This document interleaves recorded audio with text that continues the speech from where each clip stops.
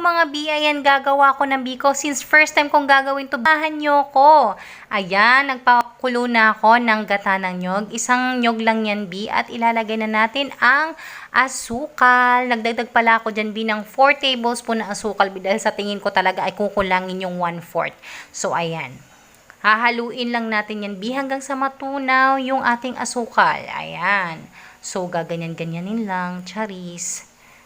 First time ko tong gagawin B, kaya panoorin nyo hanggang dulo B kung naging successful ba itong aking biko at wag nyo akong i-judge. Ayan, so nilagyan ko na ng asin at tutunawin nga natin yung asin, kaya haluin na naman. Ayan, nag-uumpisa na ang kumulo B, kaya halu-haluin na natin. Naglagay din ako ng luya B dahil dati naalala ko yung nanay ko pag nagluluto ng biko, naglalagay siya ng luya, pampabango, di ba B? So ayan, nag-uumpisa na talaga siyang kumulo ng bongga B, kaya walang humpay na haluan na yan B. Kailangan talaga lagi siyang hahalu-haluin B nang hindi naman masunog yung ating arnibal, lalo na dun sa may ilalim na part na malapit sa apoy, di ba B? So medium heat nga lang ang gamit ko dyan B.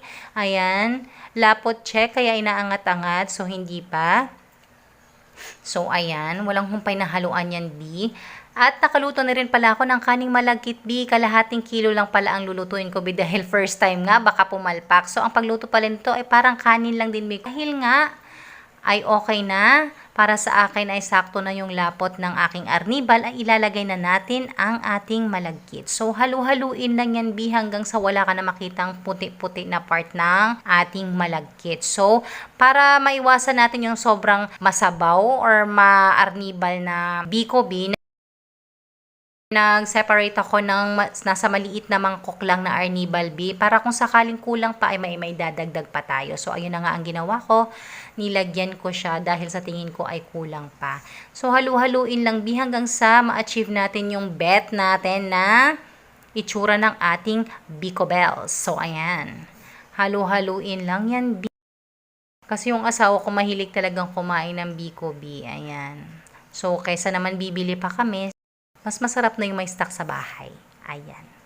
So, kailangan din nating paininin yan B para talagang maghalo ang balat sa tinalupan. Charis, hindi. Mahalo ng maigi ang ating arnibal at biko. So, ayan na nga B. Success ang aking unang biko. So, ayan. Thank you for watching and follow for more.